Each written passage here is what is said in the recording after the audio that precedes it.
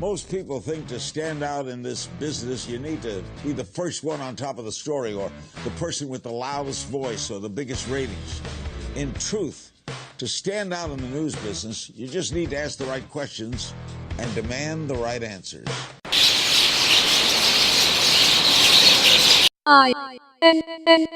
Provoke, inform, and change. We deal with issues that other networks won't. Academia University. Open, free, that means no tuition, with no entrance restrictions. Hello, and welcome to INN's Tweetline Plus, the next edition. It is 23 hours and 41 minutes into the day of Tuesday, January 3rd, 2017. Now, it is not as easy as one might think to do analysis. Putting out the news, you just report the news. That's all you're doing, simply reporting what's already there. Somebody else has done the work, and so you're able to keep up and do it on a daily basis. In other words, you're able to sort of put out the broadcast, the information, the general information, because you don't necessarily have to think about the presentation. However, when you're doing analysis, it's a very different animal. It's a very different task.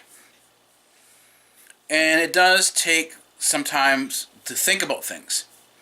And so sometimes by the time you finish sort of mulling over what you want to do in terms of how you want to present things, or go back and recheck things again because you just thought, maybe just check this one more time and see if my understanding is correct about this, or whatever you had assumed at the time.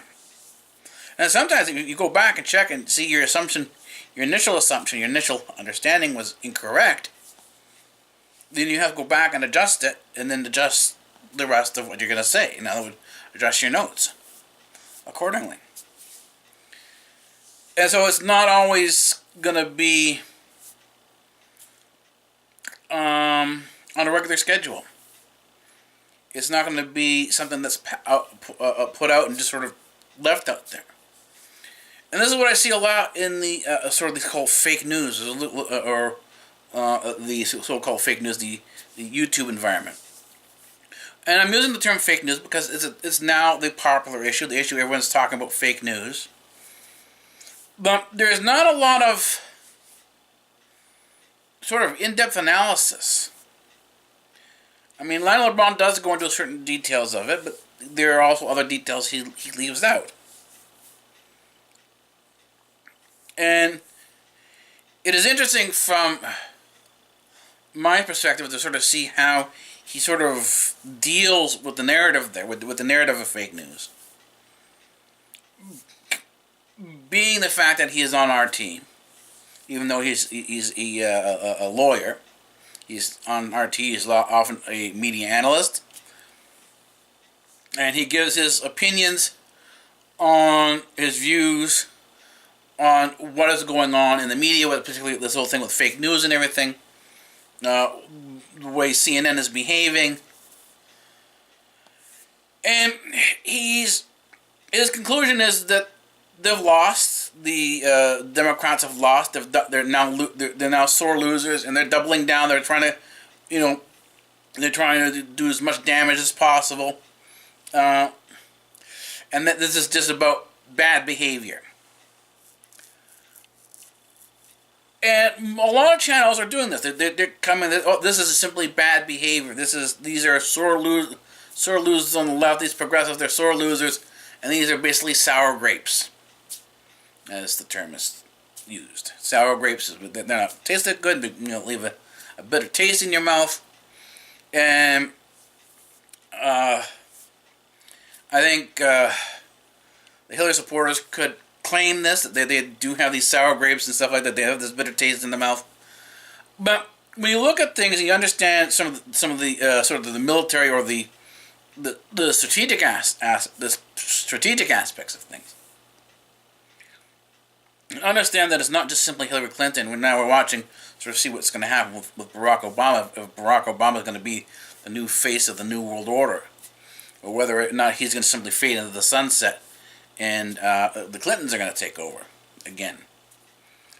That's something to hear. Right now, it's Obama's at the head of the wheel. He's sort of steering the UN New World Order. He's sort of, in many ways, playing the game. Now, many people say that there's a club up there and that these rich oligarchs run everything, and the president is simply given a script. Well, the thing is, if that were the case, then certain events wouldn't be happening. Like example, this whole issue with Palestine.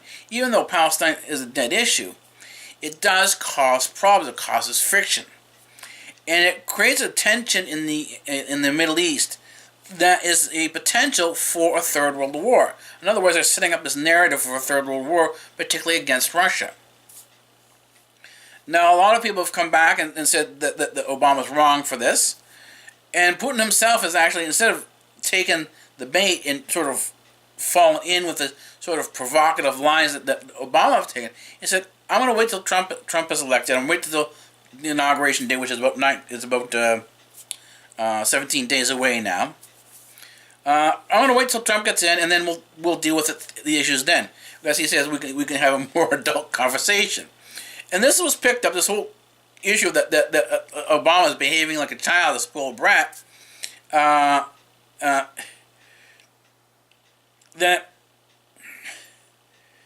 this is being done out of pettiness. And my initial thoughts was, okay, Obama's, he's being petty.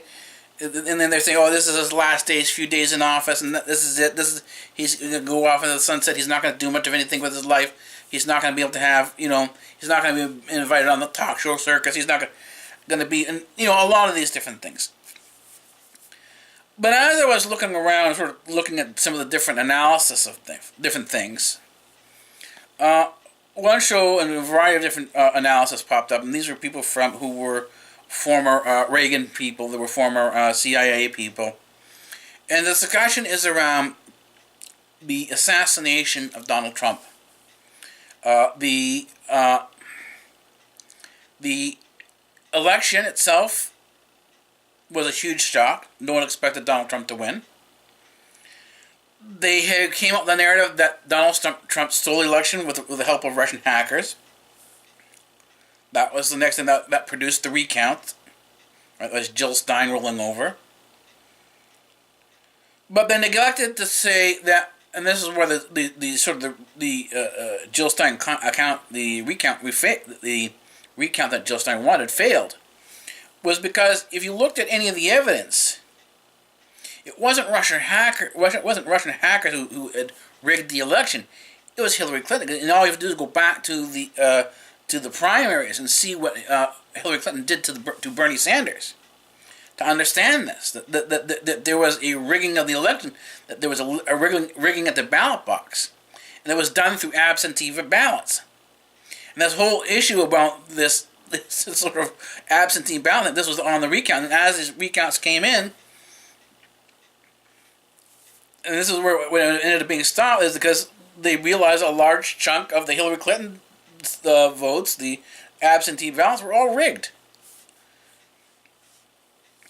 And so what happened, it would have, if the recount went forward, it would have shown that Hillary Clinton was the one who was cheating at the election, not Donald Trump, and nothing with the Russians.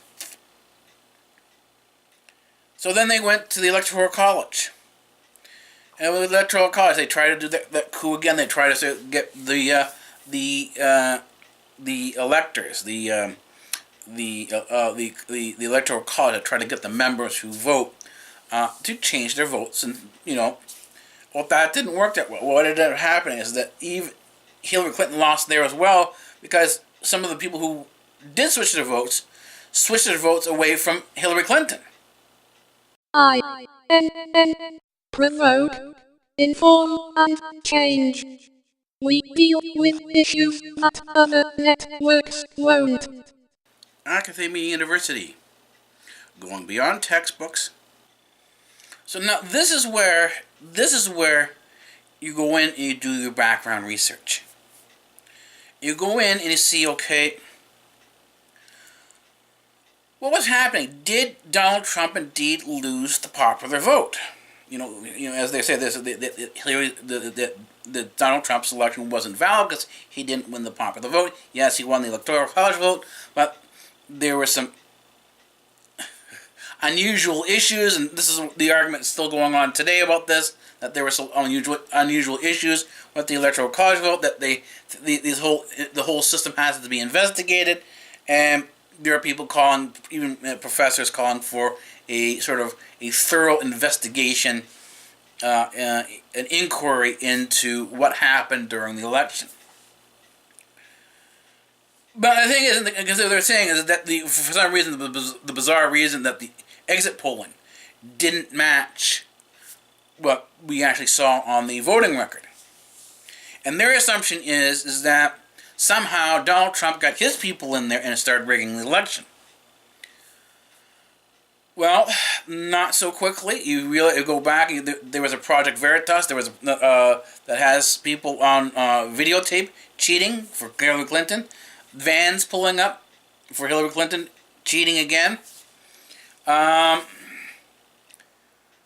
then you have the harassment of of anyone who supported Donald Trump. You saw this violence going on around Donald Trump, and they were saying, "Oh, Donald Trump's he's inciting violence." But if you sat back and looked at the anatomy, you actually sat back and looked at the tapes, he wasn't inciting, because they weren't even his people causing the violence. These are people who were paid, they were agitators paid to go in and cause problems. And this is actually, this is not a new tactic. This has been done by the brown shirts during the beginning of the Nazi Party. They were sent in to beat up people, to intimidate people, to push them towards the Nazi Party, to convince people that the streets weren't safe and you needed a security apparatus like you had with the Nazis. I mean, this is how Hitler got into power. And so these anarchists, these sort of the agitators, they're also very well known in the communist crowd. The communists used this to foment revolution, to create revolution. And this was done in Russia during the Russian Revolution. You had these people going around fomenting these, creating these problems, sabotaging things, and intimidating voters. And this is exactly what we see. We see the intimidation of the voter, not only by the mainstream media, but, and the thing is, this includes Fox News. Go back and take a look at the early Fox News, Fox News broadcast before Donald Trump was the forerunner, was the front runner in the Republican primaries. Go take a look at those videos. You can find them on YouTube and a variety of other different places. Nobody supported Trump. Nobody took Trump seriously. And anyone who was a supporter of Trump was laughed at. They were ridiculed. So, and when you understand this, and you say, okay, yeah, they're being ridiculed, why do you ever expect that someone who's voting for Donald Trump, and don't forget the vote is a secret vote, a secret ballot. No one knows what you're going to do inside that thing, that the voting booth. So let's say you do vote for Donald Trump. Are you going to go up to the exit poll where you know that people are heavily against you? There are people who are there to intimidate you. You're going to go and say, yes, I voted for Trump? Or are you going to say, I'm going to vote for Hillary Clinton? The psychology suggests that you will go with what you feel in terms of the public view. You will go with what people view to be what the crowd wants. In other words, this is mobocracy. This is decisions by the crowd, influenced by the crowd. And this is why protests are there. In my opinion, protests are no longer these peaceful protests that they want to, have their words, have them be listened to. This is about the protests now, which are very progressive. They're progressive protests. They're about intimidation. They're about mass intimidation. Here's our crowd. Here's what we believe. If you don't believe what we believe, we're going to be against you and we're going to beat you up. It's the threat of the crowd. This is what we saw with when they beat up the homeless person. So the exact same thing. And this was before the election. This was actually the homeless person was about October 28th, October 29th, that time frame there. And so what happens is you see the media creating a condition that pushes the sentiment, the violence of the progressive forward. We saw this in the lead up to the Iraq War under George W. Bush. We saw what happened on 9/11. 9/11 was a huge shock, but the news media, the mainstream media, played with it. From CNN had its highest ratings during 9/11. In other words, these news companies, these news businesses, the newspapers, made their most money because this is the highest ratings, the highest views, brings in the highest revenues. That's how you set your revenues for the advertising, the amount of views you have, the share, the market share, the ratings you have. When CNN and these news channels had the highest ratings they've ever had on 9/11, the cash registers were ringing. And 9/11 didn't take that long. The crash of the towers, seeing the explosion of the airplanes, were a matter of seconds. But what did we see for more than 6 months on end? We saw the planes in a loop, right, a video loop, going into the towers over and over and over again. And you had different talking heads coming on and analyzing this and analyzing that, and they're giving you their opinions on how things should be and what was really going on, and bit by bit they dispelled in the mainstream media anything but the official line is a lie, is conspiracy theory, don't believe it. The problem was, when you sat down and looked at the actual evidence and not simply listened to the news, you begin to realize that there's actually more there to understand than what was being presented in the news. And big surprise. And I know people who watch CNN. When an issue comes up that they know personally, they have, let's say, people in Syria, they know people in Greece or whatever, and they see a story online or on CNN being presented, they go, oh, that's a lie. The media is biased. And why? Because they know people on the ground, and what people on the ground are telling them in Greece, in Syria, in Lebanon, is not being what's presented in the news. And they'll yell and scream at the TV. They'll get angry. They'll get upset.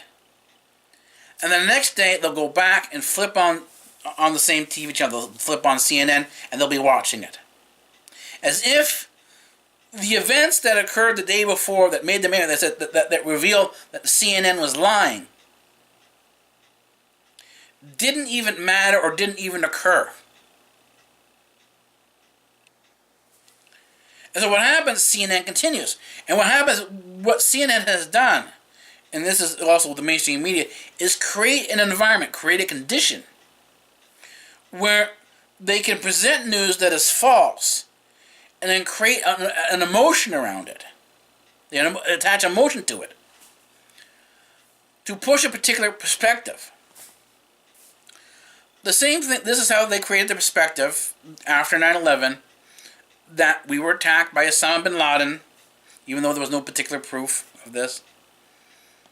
That these hijackers came out of nowhere and attacked these planes, even though it was found out later that they had been on an FBI watch list, and somehow 2 weeks before the event, the FBI lost them. They couldn't find them anymore. It was found out that they were warned ahead of time about 9/11, but that paper got lost.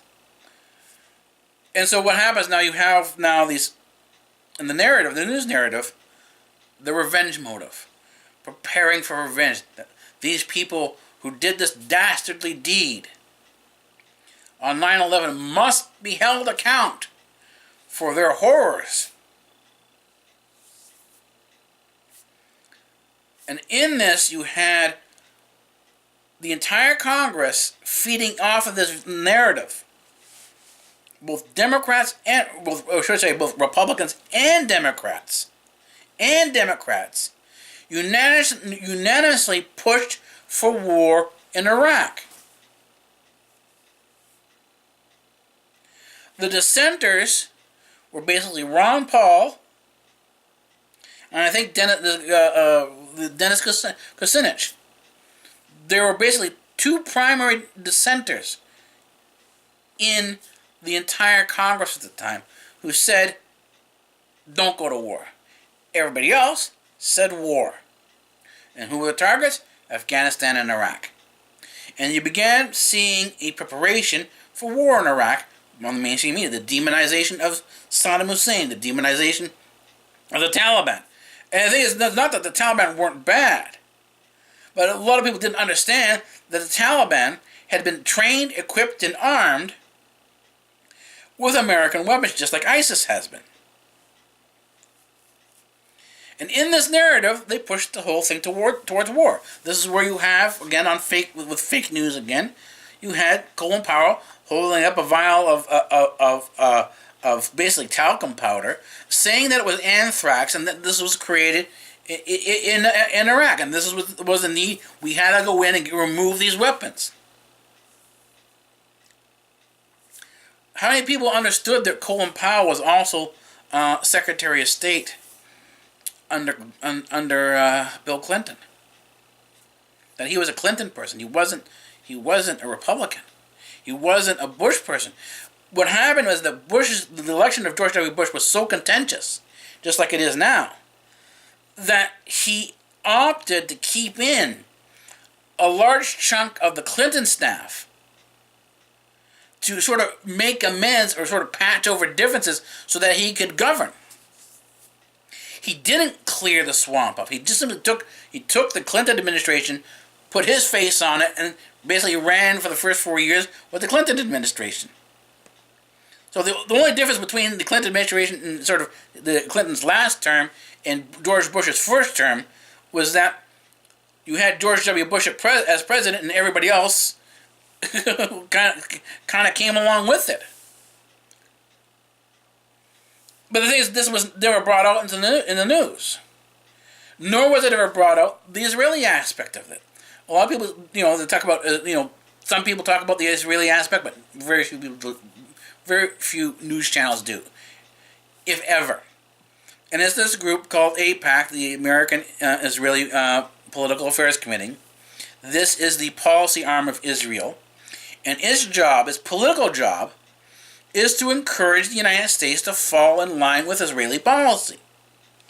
Now, I'm not blaming AIPAC for that, because their job is to promote Israeli policy. It is not the job of the senators and the Congress people and the president to fall and use and simply support Israeli policy. The job of an American senator, the job of an American congressman, the job of the House in terms of the House of Representatives, the job of the president is to promote American policies, American ideals, not Israeli ideas. And the thing is, this is not anti-Semitic. We're talking about policy here. And if you go into Israeli papers, you go into, and this is, I think, some of the best sources, people often talk about how bad the Jews are, how bad the Zionists are, and they'll point you towards an Aryan nation site. And I said, why are you doing this? What all you have to do is go into an Israeli source and find the exact same thing. And an Israeli source will actually give you a much better view of why they think the way they think. You get a better understanding than simply, this is what the Jews think. And the thing is, they're not. You look into the Jewish media, there isn't a monolithic view of things. Even within the same parties, there are not monolithic views. There are discrepancies and arguments and differences. I mean, this is what we watch Israeli politics and how Netanyahu goes about building a coalition because he doesn't have enough votes with his own party to outright govern. So now he has to put together a coalition of various different parties in order to agree that he will be the prime minister, he will be the ruling head, and that now he's got a coalition to work with. This is the situation. This is the situation in Israel. There isn't an outright mandate. There isn't an outright leader. It's a coalition. And so this gives you an understanding of the varying differences in Israeli society, and that there are various differences in opinions and outlooks on how policy should be run. And this AIPAC does this to a certain degree, but shifts the views that is presented to the United States more towards the radicalized right. In other words, they push a lot of the so-called the Christian fundamentalists who believe in Zionism. They believe in the Zionist right to have Israel. They believe in this biblical prophecy, and this is how they manipulate. They manipulate the situation. But I say I'm not blaming AIPAC for this. This is AIPAC's job. This is what they're designed to do. It's like you can't blame Mossad for doing things for Israel because Mossad is an Israeli intelligence service. This is why you can't blame the CIA doing for American stuff. But you can blame the CIA if they go out and do work for Israel. In other words, you can blame the CIA operative for doing work for Mossad, because now all of a sudden he's not CIA anymore, he's Mossad. He's a double agent. He's doing work for both CIA and for Mossad. But again, this is lost. None of this comes out into news. So what we're seeing now is we're seeing more of the demonization of Russia. We're seeing the demonization of Donald Trump. We're seeing the so-called social justice warriors getting very upset. We're seeing the violence come out. And what does this do? It creates the environment for the assassination of Donald Trump. The environment that Obama's doing, hope is lost. This the mourning of democracy. We see this with Jill Stein. We see this with MSNBC. What are they doing? They're whipping up the anger. They're whipping up the despair. They're pushing the people who are on the edge, the militants, to go out. And this is what we're seeing on the Twitter. We see it on the internet. The now growing desire to kill Donald Trump, to assassinate Donald Trump. This is what's going on. This is what's behind the fake news. It's not an innocent thing. It's war. It's subterfuge. It is coup. It is assassination. And we will see what happens now till inauguration. Let's hope that let's pray to God that Donald Trump doesn't get assassinated. See you next episode. INN. Provoke, inform and change. We deal with issues that other networks won't. Academia University. Open, free, that means no tuition, and no entrance restrictions.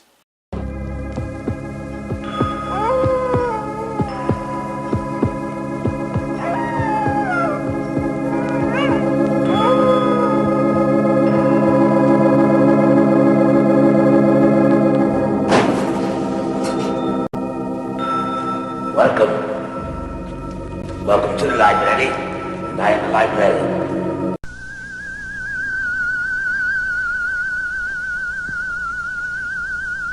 I am the professor. And professor of what? Professor of physics. Oh, say, can you see by the dawn's early light? Free speech rules here at Democratic Earth.